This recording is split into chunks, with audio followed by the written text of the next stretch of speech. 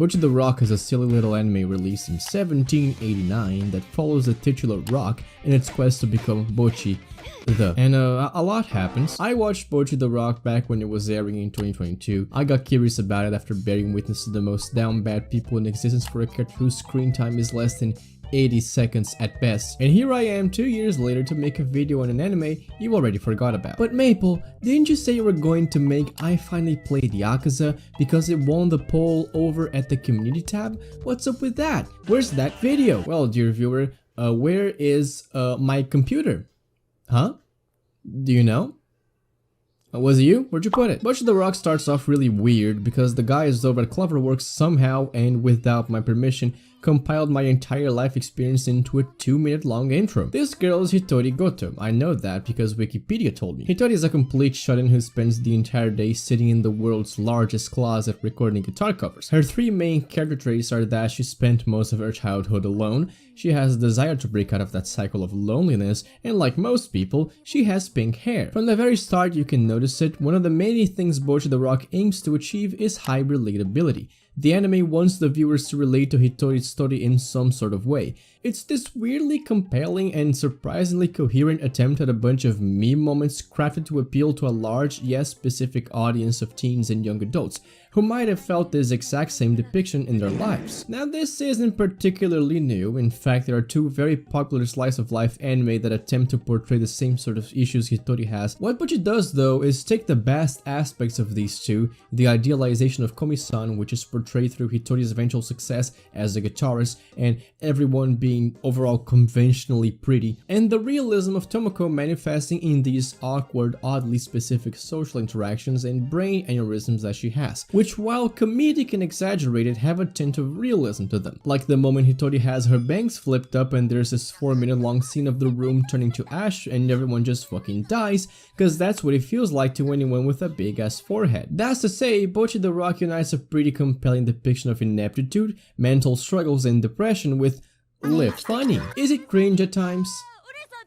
Yeah, sometimes the show tries its hardest to convey humor and relatability all at once, but for some reason it still has to do the anime thing where characters describe the exact thing that is happening on screen right now. Like, I get it, I can see with my eyes. The flashback montage you forgot I was even talking about ends with Hitori seeing a boy band live on TV and learning that one of the members was a social outcast just like she is, which inspires her to pick up guitar. And after 3 years of practicing 6 hours a day inside her mansion closet, she has her own band, multiple contracts, 15 platinum labels, a thriving solo career, real estate in Beverly Hills, and a private beach in the Bahamas, all with the money she earned from the amazing 30,000 subscribers she has as Guitar Hero on YouTube. That's another thing I like about the anime. Way too often in popular media you'll see social status on the internet being a literal overnight success. Well, in reality, 99.99998% of everyone famous you ever meet and consider an overnight success will not have the same overnight success depicted in movies. Believe it or not, it is something that in fact takes time, skill, and luck, not just posting a single video of a cute animal and watching the views come in. Meanwhile, 30,000 subscribers in 3 years of posting videos is realistic and incredibly manageable. I haven't achieved that yet though. Please subscribe guys, we're like so close. Anyway, Hitori is a huge girl failure and never actually managed to do anything outside of the internet, and wow guys, way to hammer it in how I live my life. Could you get any more specific? Maybe have a segment where Hitori wants people to talk to her but she can't muster the courage, so she just starts dressing up differently and doing different things hoping people would notice, when in fact no one cares. But that would be crazy, no one does that in real life. Now Hitori is sad. You can notice that because I said so, and also she's sitting in a kid's playground like a big old perv, but there's no time to think about that because here's this girl is called Nijika, but I don't like that name, so I'm gonna call her Bow Girl because of her whack-ass sense of style. She just comes out of nowhere and steals Bocchi for her personal gain, under the guise that she needs a guitarist for her band, but in reality just wants that sweet, sweet Guitar Hero money. And also she's the one who name drops the anime in that one clip you've probably seen. okay. Hitori gets dragged along by Bogirl because otherwise the plot wouldn't move forward and I wouldn't be able to make this video. And eventually they unite with Bogirl's friend Ryu and a girl from Hitori's school called Let's Go North. Here's Ryu, she's rich, she's blue-haired, she has pronouns, and most importantly, she's the best player, the bass player. That's right, baby, let's go. Short hair, stoic, grass-eating bass player. She's also like unapologetically mean to everyone, and I find that super endearing. And here's Kita, I sincerely don't care. With their powers combined, they are a pretty mediocre band which still needs more practice, and also Kita bought a 6-string bass thinking it's a guitar.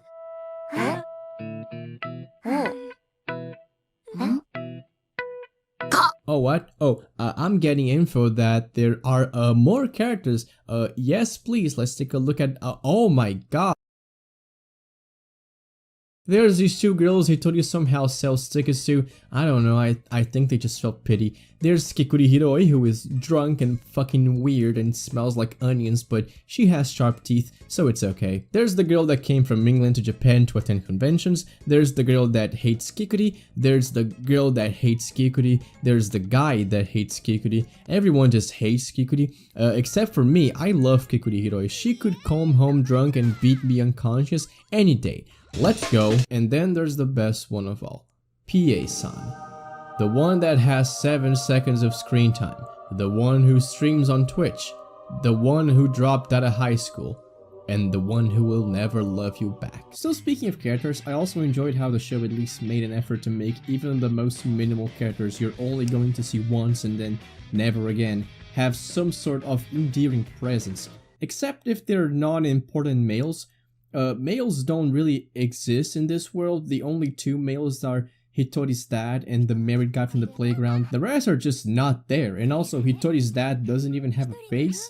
Funny, I guess. These 2 girls asking for drinks in episode 2, they're completely obsolete by the end of this scene. You'll never see them again, and yet they have such good voices and nice character designs, giving me a spin-off on these 2. I want to know what they do. I absolutely despise when a show does a thing where the main characters are imagined as if they're in a separate universe from the rest of the world, or they're clearly so favored towards marketing that they forget to make the rest of the people living in the world look as though they live in this world. So it's always nice to see that the background characters are just as visually captivating as the main ones. But also, it's not every time they get this right, like these 4 guys. Nah, thanks, I'm good. I guess it's a good time to talk about the general animation style the anime goes for. First off, Bocchi the Rock is absolutely gorgeous, since the producers took real images of a place called Shimokitazawa and digitized them, I think, to use as backgrounds, and then masterfully added the animated characters on top of them, making for these eye-catching scenarios where the characters contrast with the clearly real-life inspired background, but just enough. But really, this isn't the only reason as to why the anime is so fun to look at, and not even the reason as to why the anime is so popular in the first place. You know how Nichijou looks pretty standard for the most part, and then when you least expect it, they use up their entire budget on an explosion? So Bocchi the Rock is kind of the music anime version of that. The animation looks clean and polished, things are pretty normal, the characters are walking about, and then out of nowhere you're hit with 15 different animation styles, 9 pop culture references, and 85 different gags in the span of 7 seconds. I mentioned before the humor could be sometimes cringe-inducing, but I think that's because the anime has to find some sort of way to connect with the viewers outside the immediate "she's just like me" reception, and anime humor isn't really known to be like peak. But the sense of comedy really shines when it becomes unconventional, escaping the typical reach of traditional anime and breaking into stuff like puppeteering, 3D animation, Dragon Ball references, and more. Also, funny faces.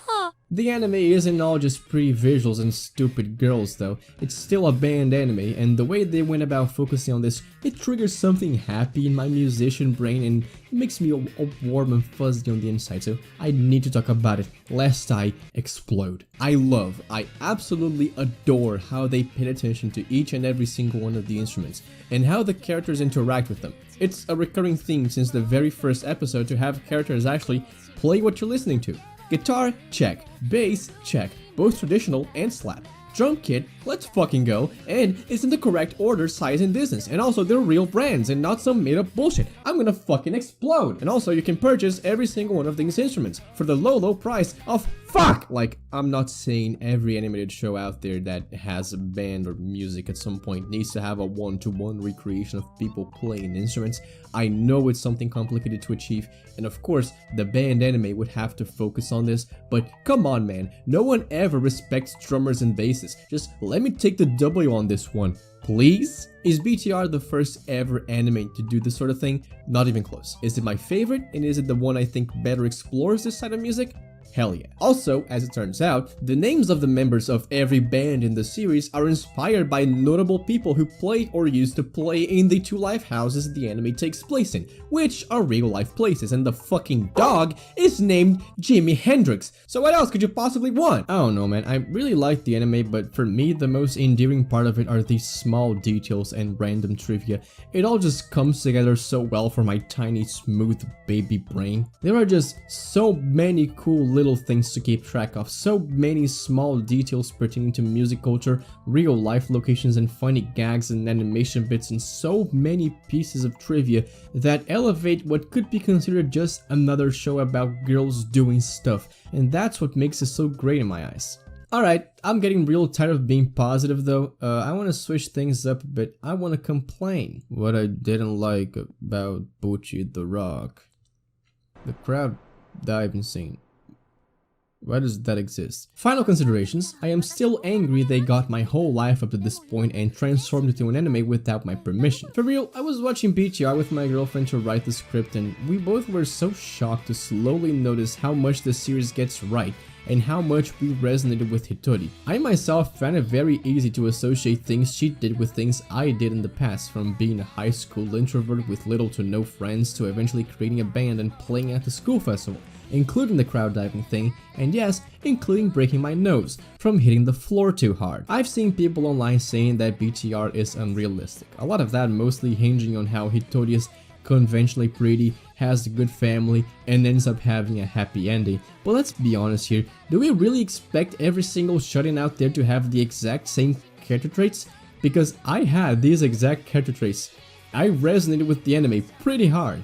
If anything, from seeing how different introverts are throughout anime, we should realize the opposite is true, and some of them just excel in different areas and have their own strengths. It just so happens that Hitori's is a skill that can be used socially, and she's really fucking good at it. I myself struggled to make friends through high school. I barely spoke to anyone due to childhood trauma and not liking my own voice, and I had a pretty harsh depressive episode during my last year at school, but that never stopped me from learning how to drum and forming a band when I was at my lowest point, and only now after saying this do I realize how the fuck did I do that. I think most of the sentiment of unrealism could stem from the anime maybe being a portrayal of how Hitori feels with those around her.